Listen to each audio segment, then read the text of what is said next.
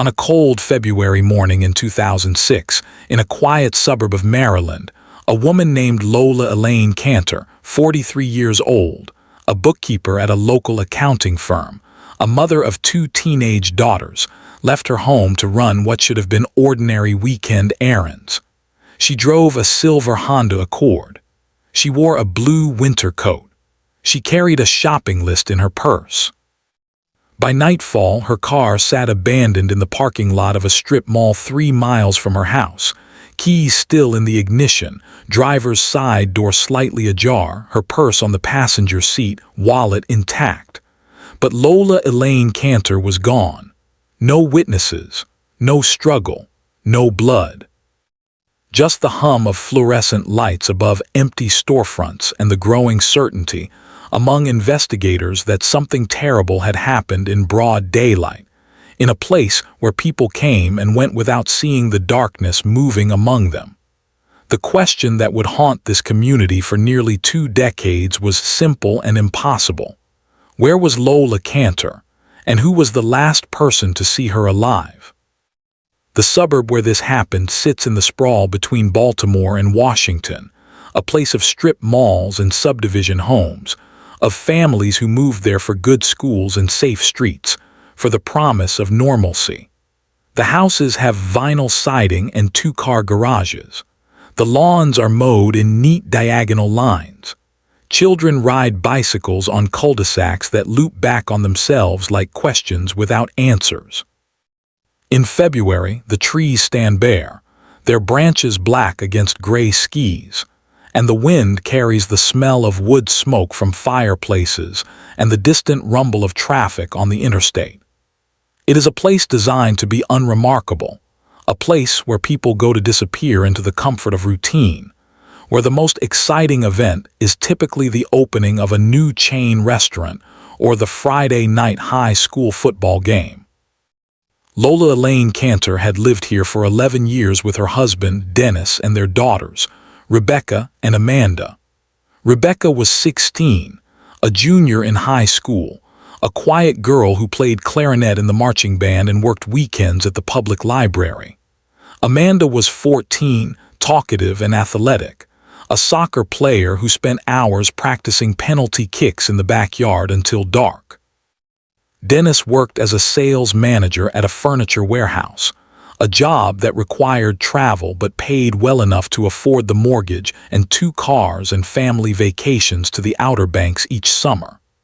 Those who knew the Canters described them as ordinary in the best possible way, present at school events, friendly with neighbors, the kind of family you might wave to from your driveway without really knowing their names. That Saturday morning, February 11, 2006, began like countless others before it. Lola woke at 7:30. She made coffee in the kitchen while Dennis read the newspaper at the table, his reading glasses perched on his nose, the sports section spread before him. The girls slept late, as teenagers do on weekends. The house was quiet except for the low murmur of the television in the den and the occasional creak of the heating system pushing warm air through the vents. Outside, the sky was overcast, the color of old dishwater, and the temperature hovered just above freezing. Patches of dirty snow lingered in the shadowed corners of the yard, where the sun never quite reached. Around 9 o'clock, Lola told Dennis she was heading out. She needed to pick up groceries. She wanted to stop at the craft store for supplies for a scrapbooking project she had mentioned to her sister on the phone the night before. She planned to be back by early afternoon. Dennis nodded, barely looking up from the paper. She kissed him on the cheek. She picked up her purse from the counter. She grabbed her car keys from the hook by the door. Rebecca, who had wandered downstairs in pajama pants and an oversized sweatshirt, asked if her mother could pick up a specific brand of hair conditioner. Lola said she would try to remember. Amanda remained asleep. The last confirmed sighting of Lola Canter alive was at 9:47 that morning, captured on grainy security footage from the grocery store on Route 40. The timestamp in the corner of the video shows her pushing a shopping cart down the cereal aisle, pausing to examine a box, placing it back on the shelf. She wore her blue coat. Her hair was pulled back in a ponytail. She moved without urgency, just another Saturday morning shopper navigating the fluorescent aisles. The footage shows her proceeding to the checkout lane at 10:03. She paid with a credit card. The receipt, later recovered from her purse, listed 12 items: milk, bread, eggs, chicken breast, apples, pasta, tomato sauce, coffee, tissues, dish soap, laundry detergent, and the hair conditioner Rebecca had requested.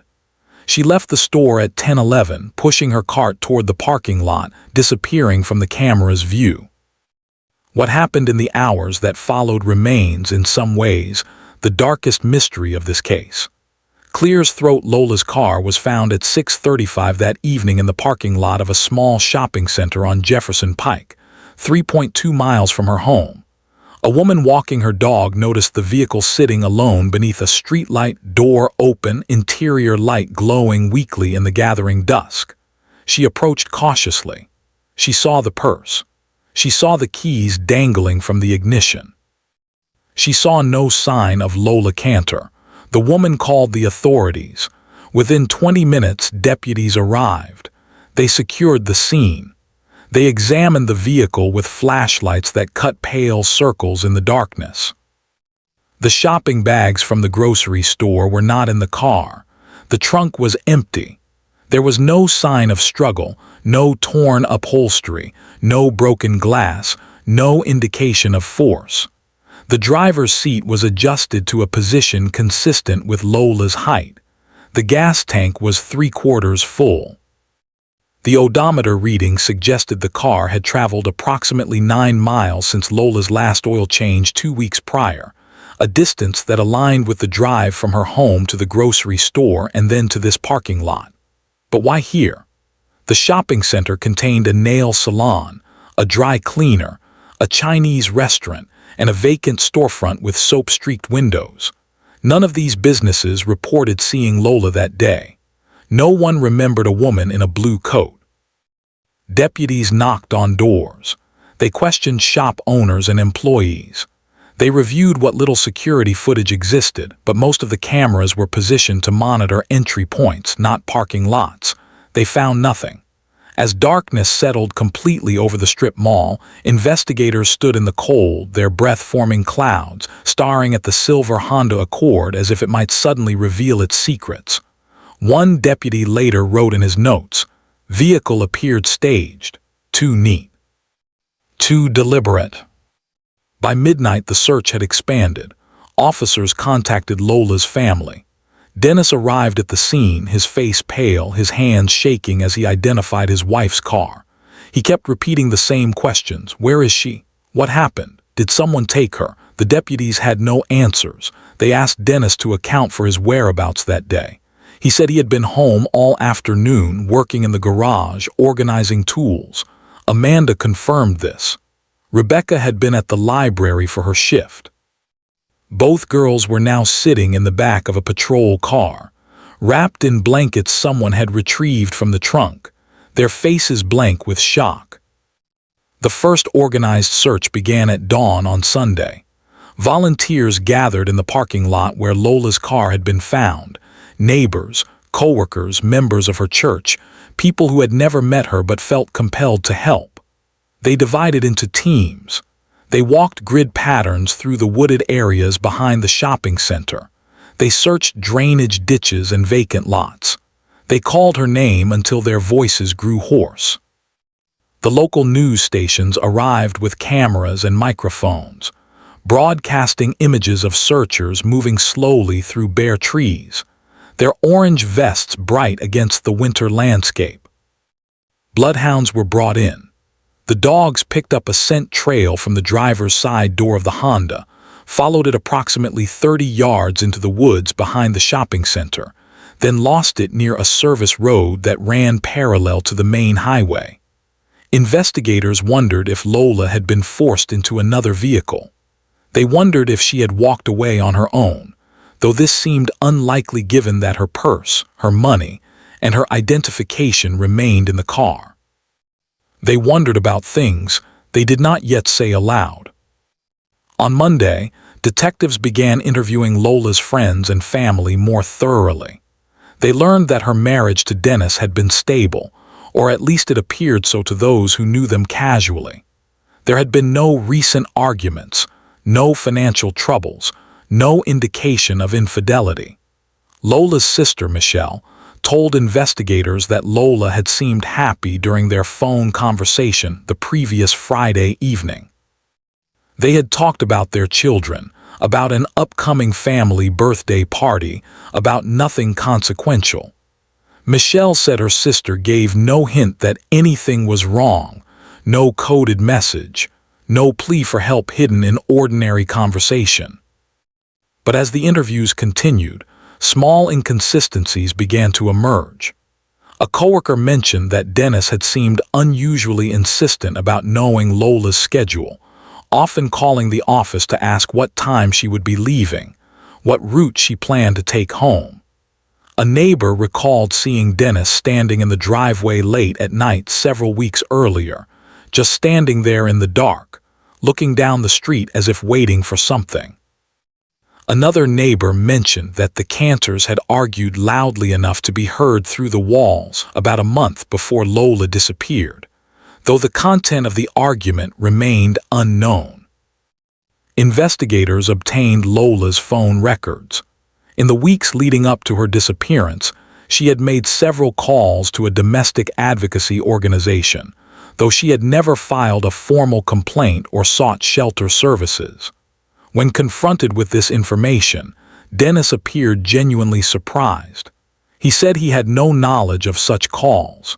He suggested perhaps his wife was helping a friend in trouble, though he could not name which friend. The days became weeks. The February cold deepened, then began its slow retreat toward March. The massive search efforts scaled back as the likelihood of finding Lola alive diminished. Investigators shifted their focus. They examined Dennis more closely. They asked him to take a polygraph test. He agreed. The results were inconclusive, not a clear pass, but not a definitive indication of deception either. Those who have studied such things know that polygraphs measure stress, not truth, and Dennis Canter was undeniably stressed. Detectives searched the Canter home with a warrant. They photographed every room. They collected fibers and hairs. They examined the garage where Dennis claimed to have spent that Saturday afternoon. They found tools hung neatly on pegboards, a workbench swept clean, a concrete floor that appeared to have been recently scrubbed. One investigator noted in his report, "Garage floor cleaner than most people's kitchens. Recent chemical smell." When asked about this, Dennis explained that he had spilled motor oil the previous week and had cleaned it up thoroughly. The explanation was plausible. The timing was suspicious. They examined the family vehicles. Lola's Honda had already been processed. Now they turned their attention to Dennis's pickup truck, a black Ford F-150 he used for work. The truck bed had been recently cleaned as well, hosed out, the rubber mat scrubbed. Forensic technicians sprayed luminol in the truck bed. In the darkness of the police garage, faint traces glowed blue-green under ultraviolet light, suggesting the presence of blood that had been cleaned. But the reaction was weak, inconclusive. It could have been blood. It could have been other biological material. It could have been a false positive from cleaning chemicals. Investigators sent samples to the state laboratory. The wait for results stretched into weeks. During this time, the media attention intensified. Local television stations ran nightly updates. Lola's photograph appeared on flyers stapled to telephone poles and taped in store windows. A smiling woman with kind eyes, frozen in a moment before everything changed. The community oscillated between hope and dread, between believing Lola would walk through her front door with a reasonable explanation and accepting the growing likelihood that she would not. Rebecca and Amanda attended school sporadically, unable to concentrate, surrounded by whispers and sidelong glances. Rebecca wrote in her journal entries that would later be reviewed by investigators. "Everyone looks at us like we're broken glass. Dad sits in the living room and stares at the wall. I don't know what to believe anymore." Amanda stopped playing soccer. She stopped sleeping through the night. Teachers reported that both girls seemed to be holding their breath, waiting for news that never came. Dennis gave a televised interview approximately 6 weeks after Lola's disappearance. He sat in his living room, cameras pointed at him, and pleaded for his wife's safe return. His voice broke at appropriate moments. Tears welled in his eyes. He said he loved her. He said he needed her to come home. He said their daughters were devastated. To many viewers, he appeared to be a heartbroken husband. To others, something felt performed, rehearsed, slightly off-key. Detectives watching the interview noted that Dennis never asked the potential captor to treat Lola well, never addressed whoever might be holding her, never threatened or bargained or begged in the way that family members often do when they believe a loved one has been taken. He spoke only about his own loss, his own pain. The laboratory results came back in late April. The substance from the truck bed was indeed blood, but it was degraded, contaminated by the cleaning chemicals. DNA testing was inconclusive. It could not be definitively matched to Lola or excluded as hers. It could not be matched to any other individual. The evidence existed in a frustrating gray area, suggestive but not sufficient. Without a body, without witnesses, without physical evidence that could survive legal scrutiny, the case began to stall. Investigators continued to believe that Dennis knew more than he was saying, but belief is not proof. They watched him. They followed him. They waited for him to make a mistake. He did not. He went to work. He came home.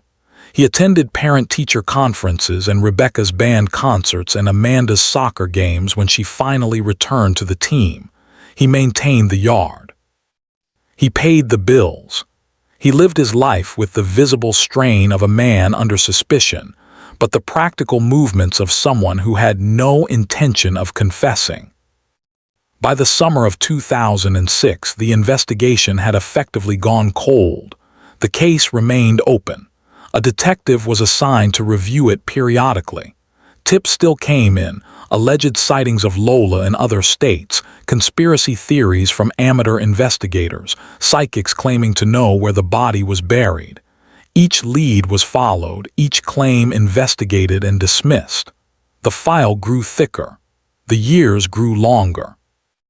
The community stopped talking about Lola Canter except in whispers, except when someone new moved to the neighborhood and asked why that house on Maple Drive always seemed so quiet, so heavy with unspoken things. Clear's throat. In 2010, 4 years after Lola's disappearance, Dennis sold the house on Maple Drive.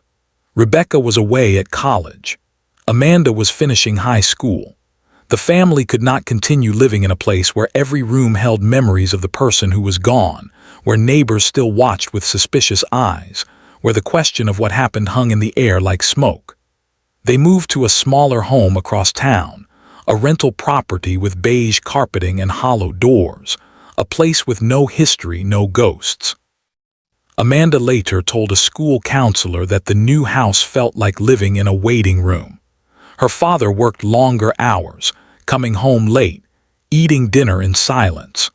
Rebecca visited infrequently during breaks from college, staying only as long as politeness required before inventing reasons to leave early. The silence between father and daughters grew into something almost physical, a presence in itself. For those who have ever doubted someone you love, who have felt the terrible cognitive dissonance of suspecting a parent or spouse or sibling of something unspeakable, you understand the particular torment the Canter daughters endured. They loved their father. They had memories of him teaching them to ride bicycles, attending their school plays, making pancakes on Sunday mornings. But they also had memories of their mother, and her absence created a void that no amount of love or denial could fill. They lived in a state of suspended accusation, unable to confront, unable to forget. Rebecca began having nightmares during her sophomore year of college. She would wake gasping, convinced she could smell motor oil and bleach, convinced she had heard her mother calling for help from somewhere far away. She saw a therapist. She took medication for anxiety.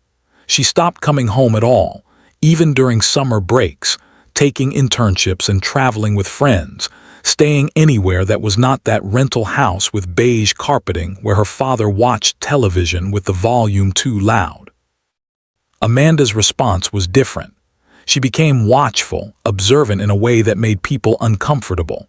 She studied her father's face when he thought no one was looking. She listened to his phone conversations from the top of the stairs. She went through his belongings when he was at work, searching for something she could not name, some proof or confession or sign. She found nothing except the ordinary debris of a life half-lived, old receipts, unwashed clothes, prescription bottles for blood pressure medication. In 2012, Dennis began dating a woman named Patricia, a widow he had met at a grief support group. Amanda was 18 now, preparing to leave for college herself. She met Patricia twice and found her pleasant enough, a woman with laugh lines and careful makeup who seemed genuinely fond of Dennis. Amanda wondered if Patricia knew about Lola, about the suspicions, about the investigation that had never officially closed.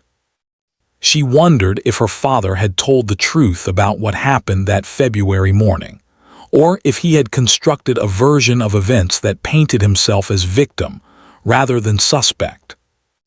The wedding was small, held in 2013 at a courthouse with only a handful of witnesses present. Neither Rebecca nor Amanda attended. When Dennis called to tell them, Rebecca said congratulations in a voice that held no warmth. Amanda said nothing at all. The distance between father and daughters became geographical as well as emotional. They spoke rarely. They saw each other almost never. They built lives that deliberately excluded him, creating space for the question they could not answer but could also not escape. In 2015, Amanda was working at a nonprofit organization in Richmond, Virginia. She had not spoken to her father in nearly a year when she received an unexpected call from an investigator with the Maryland State Police. The detective's name was Sarah Kellerman, and she had been assigned to review Lola's case as part of a cold case initiative. She wanted to speak with Amanda about her mother, about the family, about anything Amanda might remember from that time. Amanda agreed to meet. They sat in a coffee shop on a rainy afternoon in October. Detective Kellerman was in her early 40s, with gray streaking through dark hair and eyes that seemed kind but unyielding. She explained that advances in DNA technology had prompted the department to re-examine evidence from unsolved cases. She also mentioned that they had received new information, though she did not specify the source. Amanda listened. She answered questions as best she could, recounting memories that had grown hazy with time and grief. She described her parents' relationship as she remembered it, mostly happy, occasionally tense, marked by her father's need to control small things, to know where everyone was at all times, to approve or disapprove of decisions that should have been individual. She mentioned the night she had heard them arguing a month before her mother disappeared, how her father's voice had risen to a shout, how she had pressed her ear to her bedroom door and heard only fragments, something about respect, something about leaving, something that ended with her mother saying, "You don't own me, Dennis." Detective Kellerman wrote everything down. She asked if Amanda had ever suspected her father. Amanda looked out the window at the rain streaking the glass and said, "Every single day." What Amanda did not know was that Rebecca had also been contacted. And Rebecca, independently, was telling Detective Kellerman the same things. They described a man who had been a good father in many ways but who had also been controlling, possessive, who had isolated their mother from friends and family in small, incremental ways that seemed innocent at the time, but formed a pattern in retrospect. They described how their mother had seemed different in the months before she vanished, quieter, more withdrawn, jumping at sudden noises. But the breakthrough in the case came from an unexpected source entirely. In early 2016, a man named Colin Mercer, who had worked with Dennis at the furniture warehouse in 2006, contacted authorities with information he said had been weighing on his conscience for a decade. Colin had retired and moved to Florida. He had cancer. He told Detective Kellerman that he did not want to die carrying this knowledge. On the Friday before Lola disappeared, Colin said Dennis had asked him a strange question. They were loading a delivery truck together, and Dennis had casually mentioned that he was thinking about buying a new tarp for his truck bed. He asked Colin if he knew where to get heavy-duty tarps, the kind that would not tear easily, the kind that could contain spills. Colin had not thought much of it at the time. Dennis hauled furniture and supplies regularly for work. But after Lola disappeared, after Dennis became a suspect, Colin remembered that conversation. He remembered the specific way Dennis had phrased it, the kind that could contain spills. Colin also remembered something else. On Monday morning, the first business day after Lola vanished, Dennis had come to work with scratches on his arms. When asked about them, Dennis said he had been clearing brush in his yard over the weekend. Colin had thought the explanation odd. It was February, not the season for yard work, but he had said nothing. Now, 10 years later, dying and looking for absolution, Colin said what he had failed to say then.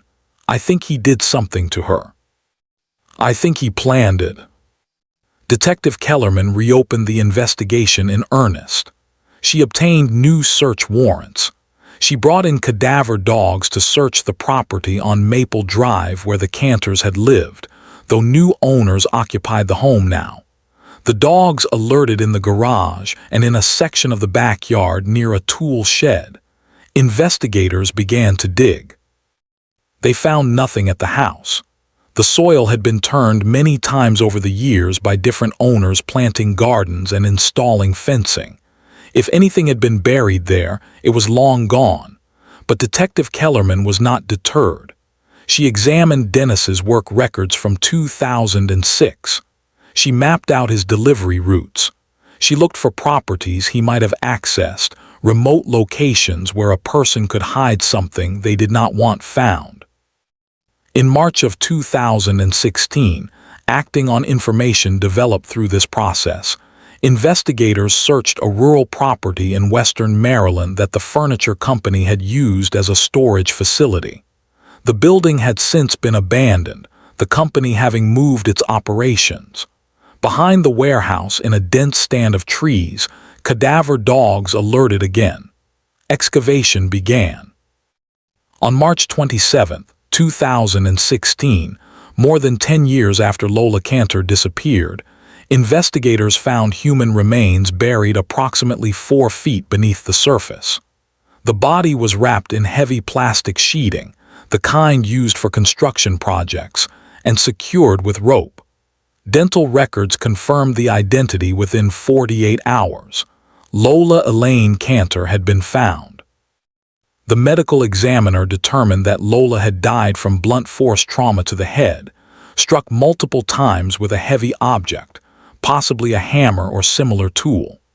The injuries were consistent with what is known in investigative terms as overkill, force beyond what is necessary to cause death, suggesting rage or personal motivation. The examiner estimated that Lola had been deceased since approximately February 11, 2006, the day she disappeared. Armed with this evidence, detectives arrested Dennis Canter on April 2, 2016. He was at work when they came for him, loading furniture onto a truck, his hands gloved, his expression neutral. When they told him he was under arrest for the elimination of his wife, he said nothing. He did not ask what evidence they had. He did not protest his innocence. He simply stood there, silent, as they read him his rights and placed handcuffs around his wrists. The media coverage was immediate and intense. The case that had gone cold for a decade suddenly dominated local news cycles.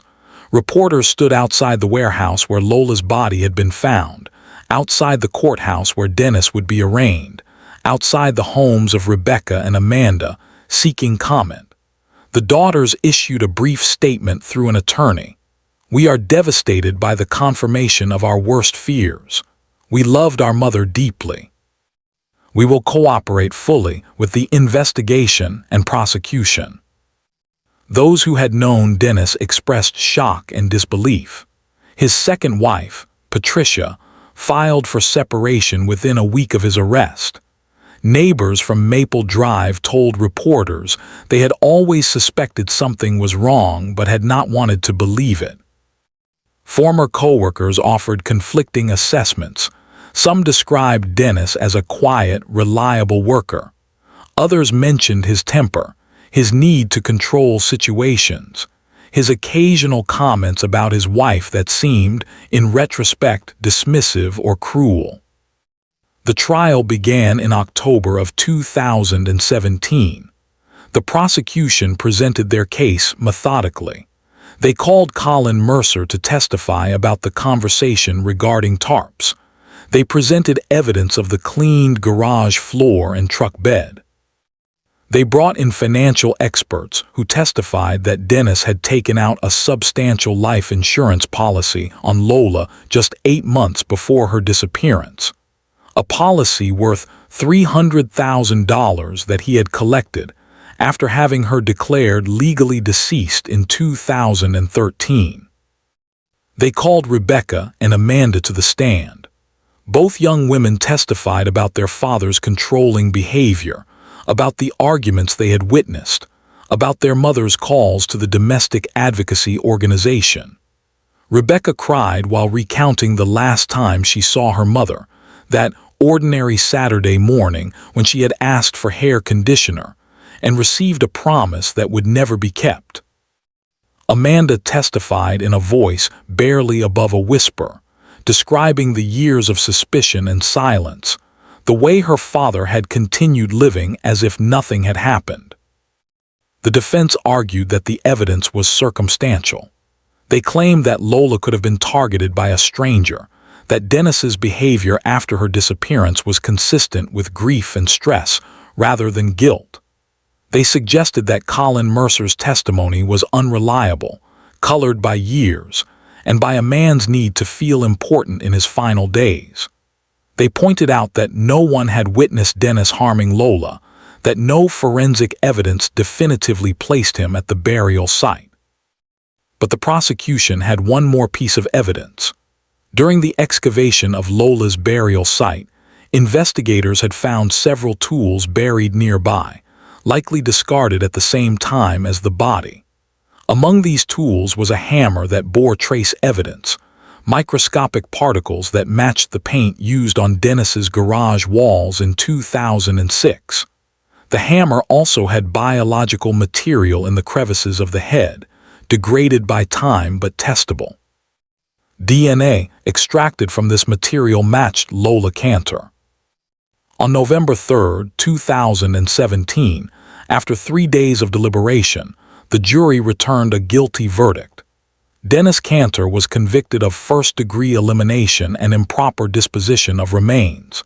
He stood as the verdict was read, his face unchanged, his hands clasped behind his back. Rebecca and Amanda sat in the gallery, holding hands, tears streaming silently down their faces. The judge set sentencing for 6 weeks later. At sentencing, the prosecution asked for the maximum penalty allowed under Maryland law. Dennis Canter was given life without the possibility of parole. The judge, addressing Dennis directly, said, "You took from your daughters the person who gave them life. You took from this community a sense of safety. You took from Lola Canter her future, her voice, her right to exist. You buried her like refuse and went on living as if she had simply chosen to disappear. This court finds your actions calculated, cruel, and deserving of the severest consequence." Dennis was led from the courtroom. He never testified. He never explained. He never confessed. To this day, he maintains his innocence from a correctional facility in western Maryland, though no appeals have succeeded in overturning his conviction. Rebecca and Amanda have largely retreated from public life. They released a final statement after their father's sentencing. "Our mother was a kind, gentle person who deserved to grow old and watch her grandchildren grow. She deserved to live. We will spend the rest of our lives learning to carry this grief and honoring her memory. We hope that other families suffering in silence find the courage to speak before it is too late." The case of Lola Elaine Canter stands as a reminder that violence often wears familiar faces, that danger can live in houses with mowed lawns and family portraits on the walls, that the people we trust most can harbor darkness we never imagine until it is too late. It reminds us that justice, though delayed, can still arrive, that truth buried in the ground can still be unearthed, that voices silenced can still be heard through the persistence of those who refuse to forget. Lola Canter was 43 years old when she died. She liked scrapbooking. She worked as a bookkeeper. She bought the hair conditioner her daughter requested. She was a person, not a statistic, not a case number, not a mystery to be solved. She was someone's mother, someone's sister, someone's friend. She mattered. And now, finally, her story has been told. If this story mattered to you, subscribe and hit the bell. Share the episode. Someone somewhere may still be waiting to be heard.